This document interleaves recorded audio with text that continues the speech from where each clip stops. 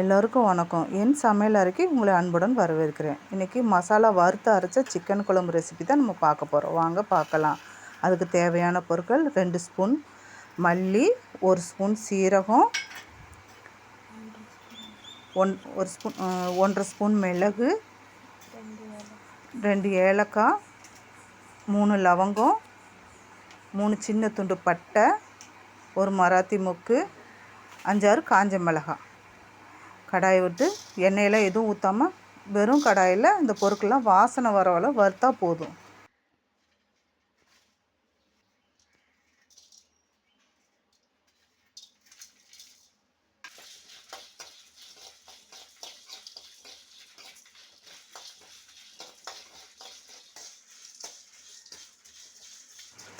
ஒரு கைப்பிடி கருவேப்பிலை போட்டு நல்லா வறுத்துக்குங்க.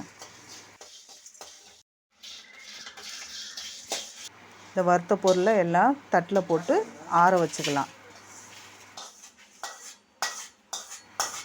நல்லா ஆறினதுக்கப்புறம் ஒரு மிக்ஸி ஜாரில் போட்டு நல்லா நைஸாக அரைச்சிக்கலாம்.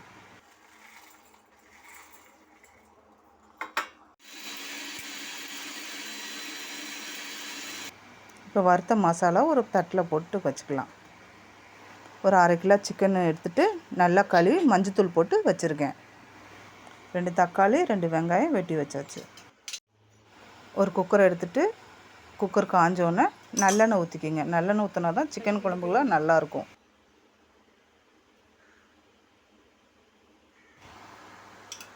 எண்ணெய் காஞ்சோன்னா 2 பட்டை, 2 லவங்கம், 2 ஏலக்காய் போட்டு நல்லா வதக்கிட்டு வெங்காயம் தக்காளியும் போட்டு நல்லா வதக்குங்க.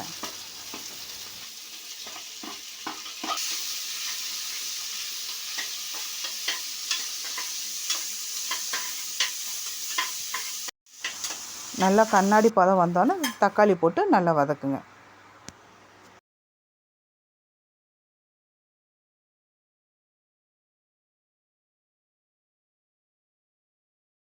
தக்காளி வெங்காயம் வதக்கணுன்னா 2 ஸ்பூன் இஞ்சி பூண்டு பேஸ்ட் போட்டு நல்லா வதக்குங்க.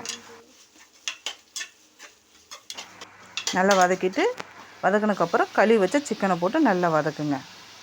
நீங்கள் எவ்வளோ தூரம் வெங்காயம் தக்காளி வதக்குறீங்களோ அந்தளவுக்கு குழம்பு டேஸ்ட்டாக இருக்கும்.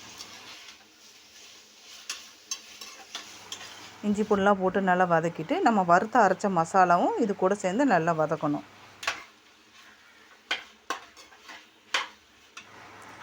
காரத்துக்கு தேவையான கொஞ்சம் வெறும் மிளகாத்தூள் போட்டுக்குங்க. சிக்கன்லேருந்து தண்ணி விடுறப்ப நம்ம தேங்காய் அரைச்சிக்கலாம். தேங்காய் நான் அப்போ சோம்பு போட மறந்துட்டேன், அதனால் சோம்பு போட்டு தேங்காய் அரைச்ச பேஸ்ட்டையும் இதை சிக்கனில் போட்டுக்குங்க. நல்லா கலந்து விட்டுட்டு தேவையான அளவு ஒரு 1.5 கிளாஸ் தண்ணி ஊற்றுங்க, சரியாக இருக்கும். ஊற்றிட்டு தேவையான அளவு உப்பு போட்டு ஒரு கைப்பிடி கருவேப்பிலை தழை போட்டுக்குங்க. போட்டு குக்கரை க்ளோஸ் பண்ணிவிட்டு 3 விசில் விட்டால் போதும்.